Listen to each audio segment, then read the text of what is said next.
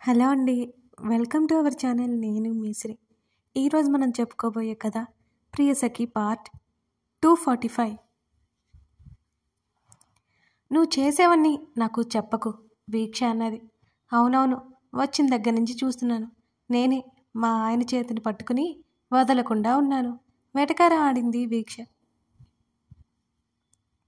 నిజాలు చెప్పవే బాబు, ఫంక్షన్కి వచ్చిన దగ్గర నుంచి ఫోటోలు, బట్టలు, నగలు అంటూ వదిలేసి వెళ్ళిపోయావు అంటూ అక్కడికి వచ్చాడు చేతన్. నేను ఏదైనా చెప్పడం ఆలస్యం, మొదటి నుంచి రివర్స్ ఇవ్వడం నీకు బాగా వచ్చు అని గయ్యమంది వీక్ష. ధరణి నవ్వుతూ చూస్తోంది వాళ్ళని. ఫ్యాక్ట్ చెప్తే ఇలాగే ఉంటుందమ్మా, మా వదిన్ని చూసి నేర్చుకో అన్నాడు చేతన్. చా, ఏం నేర్చుకోవాలి? మీ అన్నయ్య వెనక తిరగడమా? ముసుముసుగా నవ్వుతూ అంది వీక్ష. వీక్ష భుజం మీద ఒక్కటేసింది ధరణి. ఊరుకో నువ్వు అని. నిజమే కదా చెప్తున్నాను, అదే నేర్చుకోమంటావచ్చే అని కళ్ళు ఎగరేసింది. నేర్చుకో, తప్పేముంది? అయినా నేను చెప్తుంది అది కాదు, కాస్తైనా నా మీద అరవడం మానేమని అన్నాడు చేతన్. కరెక్ట్ అంది ధరణి కూడా నవ్వుతూ, చేతన్కి వత్తాసు పలుకుతూ. వాళ్ళు ముగ్గురు కూర్చుని మాట్లాడుకుంటుంటే బాబుని ఎత్తుకుని శత్రు వస్తే మాట్లాడసాగాడు గగన్.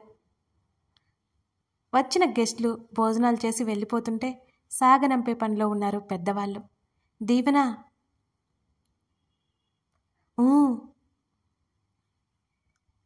తర్వాత మాట్లాడాలి నీతో చెవిలో చెప్పాడు స్వరూప్. ఎలా కుదురుతుంది? మనం ఇంటికి వెళ్ళిపోతాం కదా. ఆమె అయోమయంగా చూసింది అతని వంక. లేదు అన్నాడు స్వరూప్. ఈ నైట్ ఇక్కడే స్టే చేస్తామా అడిగింది అయోమయంగా. ఫోటోగ్రాఫర్ ఇంకో 4 ఫోటోలకి ఫోజులు ఇవ్వమంటే నవ్వు ముఖం పెట్టారు ఇద్దరు. ఎస్, మన ఫ్యామిలీ అన్నాడు నవ్వుతూ నెమ్మదిగా. ఎందుకలా? దీవెన అడిగింది. ఊరికే అందరూ సరదాగా. మాకంటూ రిలేటివ్స్ తక్కువ కదా, ఎవరైనా ఉన్నారు అంటే మీ వాళ్ళే. సరి మన వాళ్ళే అని నవ్వాడు స్వరూప్. ఈ మాటలు మా మమ్మీ వినదంటే నీకు పువ్వులతో పూజ చేస్తుంది అంటూ గట్టిగా నవ్వేసింది దీవెన. పర్ఫెక్ట్ మేడం, ఫోటోగ్రాఫర్ చెప్పడంతో నోటికి చెయ్యడ్డు పెట్టుకుని నవ్వడం ఆపేసింది. ఏంటి, జోక్గా ఉందా నీకు అన్నాడు స్వరూప్. నాకేం జోక్ లేదు. లేకపోతే ఏంటి, మహా అయితే గంటలో ఇంటికి వెళ్ళిపోదాం. ఇక్కడే ఉండాలని ప్లాన్ ఏం బాలేదు. మహా అయితే రూముల్లో కూర్చొని నిద్రపోవడమే, అంతకంటే ఏముంది? మూతి తిప్పింది దీవెన. అంటే నా ప్లాన్ బాగోలేదా? నీతో టైం స్పెండ్ చేయడానికి ఈ తిప్పలు అన్నాడు స్వరూప్. నిజంగానే చాలా చండాలంగా ఉంది. కావాలంటే మన పెళ్ళి అయ్యాక మనం అంతా ట్రిప్ ప్లాన్ చేద్దాం అన్నది దీవెన. ఏడ్చినట్టే ఉంది.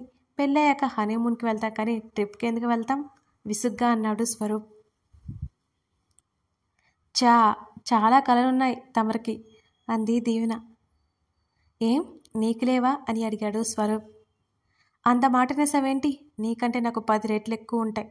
అసలు ఎన్ని తిరగాలి బాబోయ్, నాకు చాలా లిస్ట్ ఉంది. అంతా రేపు చెప్తాను నీకు అని నవ్వేసింది. మొట్టమొదటిసారిగా తన మనసుని దోచుకున్న అమ్మాయి తనకి దక్కదనుకున్నప్పుడు అతను ఎంత బాధపడ్డాడో. ఇప్పుడు రెట్టింపు సంతోషంతో ఉన్నాడు అతను.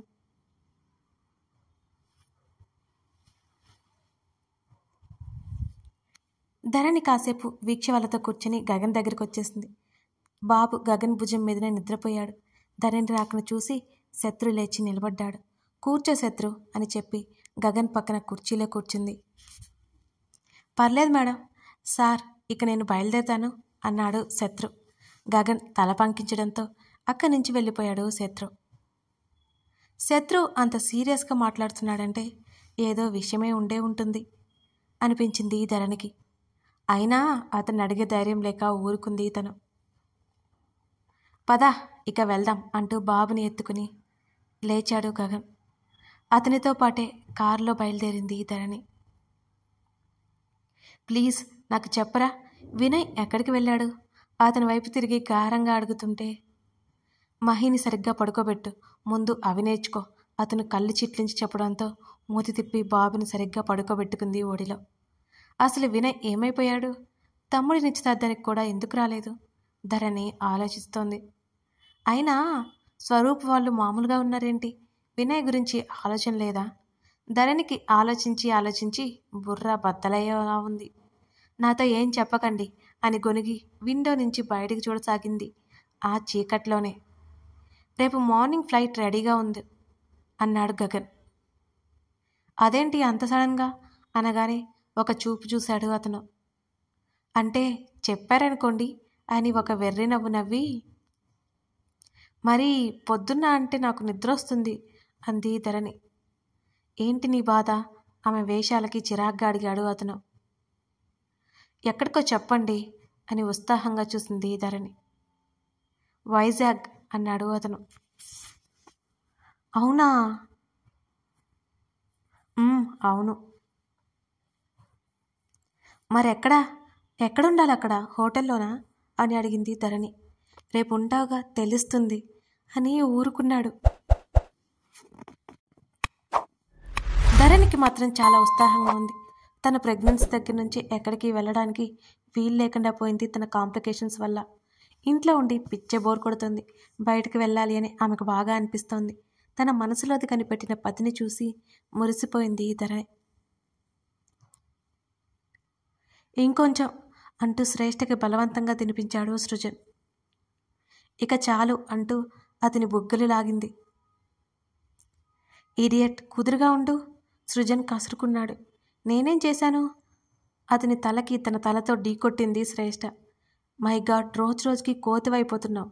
నువ్వు కుదురుగా ఉండలేదంటే నా బేబీ నీలా తయారవుతుంది అనగానే అతని వైపు గుర్రుగా చూసింది శ్రేష్ఠ. నాలా అంటే అని అడిగింది కోపంగా.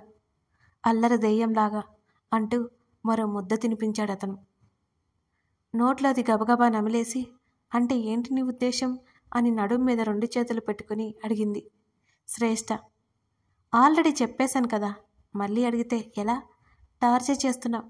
నా బేబీ మాత్రం నీలా వద్దమ్మా అని ఆమె అందుకునే లోపలే అక్కడి నుంచి ఖాళీ ప్లేట్తో కిచెన్ వైపుకు పరిగెత్తాడు సృజన్. ధరణి, వేకప్! ఆమె చెంప తట్టి ఒళ్ళు విరుచుకుంటూ బాల్కనీలోకి వెళ్ళిపోయాడు గగన్. ధరణి బద్ధకంగా అనిపించి లేవాలనిపించలేదు.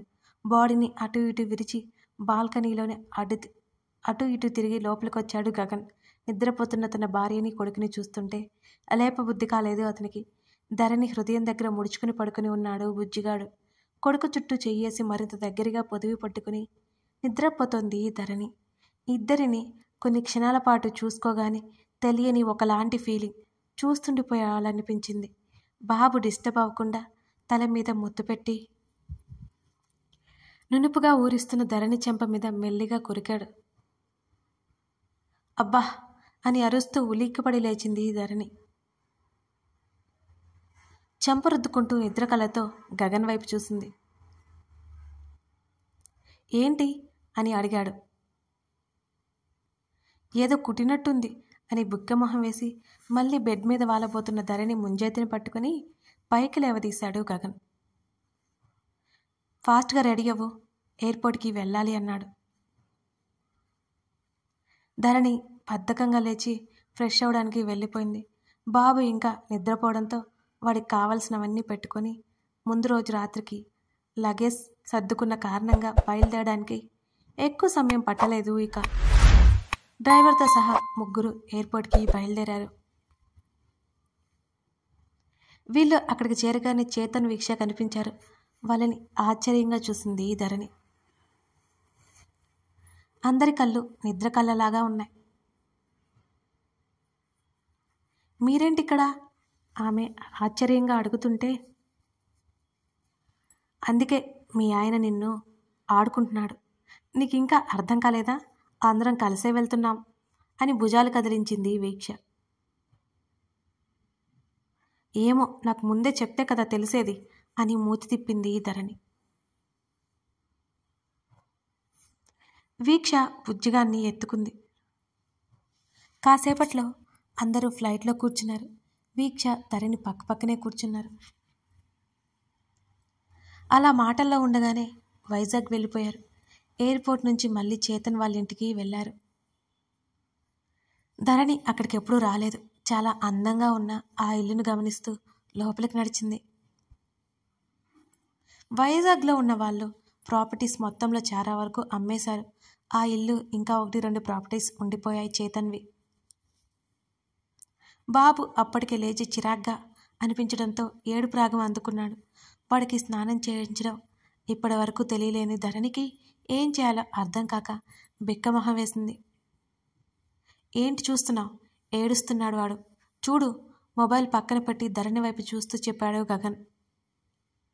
నాకు వీడికి స్నానం చేయించడం రాదండి. ఆమె మాటలకు అతడు ముఖం చిట్లించాడు. మామ్కి కాల్ చేస్తాను, చూపిస్తుంది. దానికోసం ఎందుకు ఆలోచిస్తున్నావు అని అడిగాడు. అవును కదా, మర్చిపోయాను అంటూ బాబుకి వేన్నీళ్లు సిద్ధం చేసింది. వీక్షని పిలిచింది ధరణి. నువ్వు వెళ్ళు, మేము చేయిస్తాం అంటున్న వీక్ష మాటలకి, మీ ఇద్దరిని నమ్మి వెళ్ళాలా? ఏం తెలుసు మీ మొహాలకి అని విసుక్కున్నాడు అతను. పళ్ళు నూరుకుంటూ చూసింది వీక్ష అతన్ని. ఆయనతో నీకెందుకు, నూరా? వీక్షని బాబుని తీసుకుని రమ్మని చెప్పి, ఏవండి, అత్తయ్యకి వీడియో కాల్ చేయండి, నేను రోజు చూస్తాను కానీ నాకు భయంగా ఉంది అని చెప్పింది ధరణి. పడేవి కదా? గగన్ కళ్ళు చిన్నవి చేసి చూశాడు. పడేయంలేండి మీరు మరీను. ధరణి మూతి తిప్పి బాబుని కాళ్ళ మీద పడుకోబెట్టుకుంది. మాలవికకి కాల్ చేసి మ్యాటర్ వివరించి వాళ్ళ వైపు మొబైల్ తిప్పాడు గగన్. వీక్ష నీళ్లు పోస్తుంటే ధరణి సోపు వేసి నెమ్మదిగా రుద్దుతోంది. ఎలాగో అలా అష్ట కష్టాలు పడి అక్క చెల్లెలిద్దరూ బాబుకి స్నానం చేయించారు. గగన్ అప్పటికి చాలాసార్లు దెప్పి పొడిచాడు కూడా ఇద్దరిని. బట్టలన్నీ తడిచిపోవడంతో వీక్ష ఫ్రెష్ అవడానికి వెళ్ళిపోయింది అక్కడి నుంచి. నా బుర్ర తినకపోతే ఇలాంటివి నేర్చుకోవచ్చు కదా అని అన్నాడు వెటకారంగా గగన్.